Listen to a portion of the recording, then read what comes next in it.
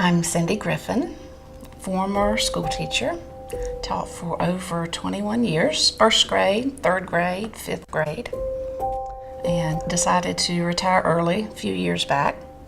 Then as time got to where my boys were gone, I started thinking about going back to school and teach a little bit more and get a few more years in for retirement, and that's when I started feeling not so hot. There were days that I was so tired, almost too tired to take a breath, open my eyes. I used to walk a mile, I used to walk 3 miles, but now it was just terribly hard, breathing really hard. I didn't want to, whine to my husband and whine to my family, but I knew in my gut something was wrong. And the more I couldn't breathe and the more tired I got, I finally broke down and decided to go to the doctor. He listened and said, "Miles, I do hear something on your right side," and said, "I'm gonna give you some stronger cough syrup, and I'm also gonna x-ray that right side and let's see what's going on there." Called me in a few days and said, "You've got pneumonia." A few weeks go by, I go by to take another x-ray, and they say, "Gosh, it looks worse." And the more I couldn't breathe and the more tired I got, I did what they tell you not to do and Google yourself. And I read everything it said about lung cancer. I finally broke down and decided to go to the doctor. Then he called me in a few more days and he said, "We need to go ahead and do surgery and do a lung biopsy. And we need to do it now." We met with a surgeon, and she met with my brother, my husband, and I, and explained that it seemed to be showing some nodules and some darkness in the lower lobe of my right lung. I woke up to my husband crying. Then we go back to the room, and the oncologist that was sent in there to review was just cut and dry, and it's a lot worse than we thought. I had stage 4 cancer. I immediately start thinking of what I've not done yet. I just wasn't ready. At one time, I had too much to do.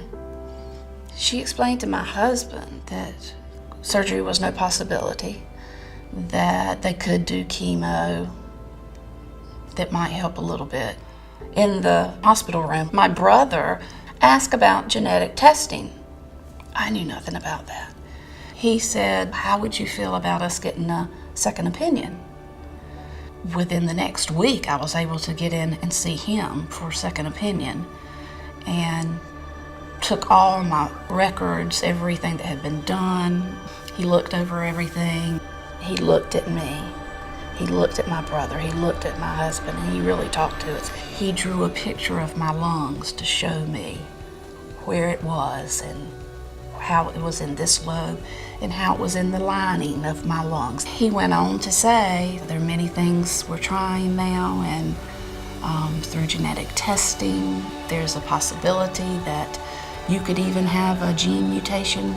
But in the meantime, he needed to test that tissue. The genetic testing had been done, and he had, in the beginning, showed us on his board that he drew the names, and they all had letter names of the genetic codes.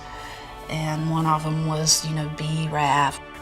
Called me in a few days, and he notified me that I had one of those. Shortly thereafter, I started the treatment. For new people being diagnosed, if you just heard today, just heard yesterday, you're going to be in shock. Take a deep breath. Breathe for a minute. I would get a little notebook when some doctor tells you something, jot it down, because you are in shock. In a week or two down the road, you're not going to remember what they said. So, jot down what you're hearing and listen. Definitely, most definitely ask if the doctor's familiar with genetic testing. If you don't feel comfortable, get a second opinion. I'm living with lung cancer. I'm not finished with my life yet.